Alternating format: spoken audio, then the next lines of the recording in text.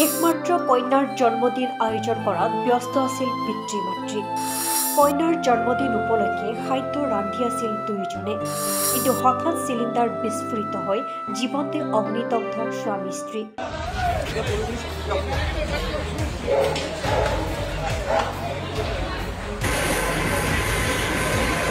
কন্যাৰ জন্মদিনতে চিৰবিদায় পিতৃ দেৱব্ৰত চৌধুৰী আৰু মাতৃ পম্পী চৌধুৰী।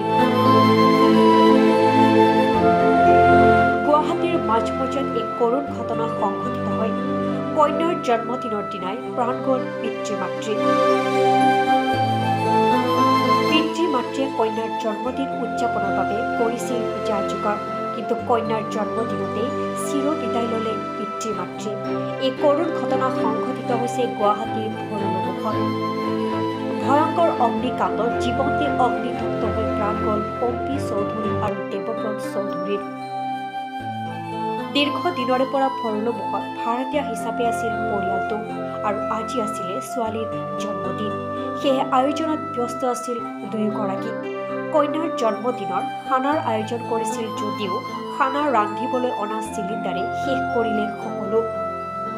মহানগৰী ভৰলুমুখৰ পোষ্ট অফিচ বিল্ডিঙৰ ৩য় মহলাত হঠাৎ জুইৰ সূত্ৰপাত ঘটে। অগ্নিকাণ্ডৰ ফলত দুয়োগৰাকীৰ মৃত্যু হয়। যদিও সংকটজনক অৱস্থাত GMCHলৈ অনা হৈছিল, কিন্তু পথত মৃত্যু হয় দুয়োগৰাকীৰে। চিলিণ্ডাৰ বিস্ফোৰণৰ ফলতে সূত্ৰপাত হয় এক প্ৰকাণ্ড জুইৰ। প্ৰথমতে ৰক্ষা পৰে কণমানি ছোৱালীজনী। কণমানিজনীয়ে নিজৰ জন্মদিনৰ বাবে ৰৈ আছিলে পিতৃ মাতৃৰ সৈতে উদযাপন কৰিবলৈ, কিন্তু নিয়তিয়ে কাঢ়ি নিলে পৰিয়ালটিৰ শেষ। হঠাৎ থান-বান হৈ গ'ল এটি পৰিয়াল। যোৱাকালি নাৰায়ণ পূজা আছিলে, বাৰ্থডে আছিলে। বাৰ্থডে থাকোঁতে আজি সিহঁতে পাৰ্টি দিছিলে, দুপৰীয়া চবকে ভাত খাব মাতিছিলে। ইতিমধ্যে সিহঁতৰ বোলে চিলিণ্ডাৰ 4টা মানেৰে ভাত ৰান্ধিছিলে।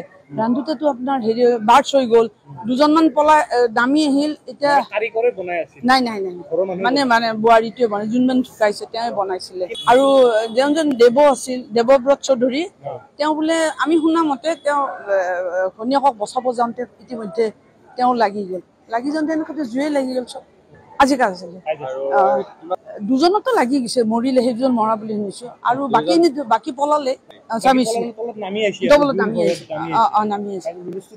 বাৰ্ষ্ট হৈ গৈছে। এজনী বচাব গৈছিল আমাৰ মামাৰ ল'ৰাটোৱে, বাথৰুমৰ পৰা বস্তাখন আনিব হেৰি কৰোতে ইতিমধ্যে জ্বলি গ'ল। সিও ভয়তে পলাল, তাৰো কলা পৰি গৈছে। সেইটো অনুমান 3-4 ঘৰৰ মানুহ এটা আছে, মই গম পাম তেতিয়া। সেইটো মই কনফাৰ্ম নহয় ভাড়া।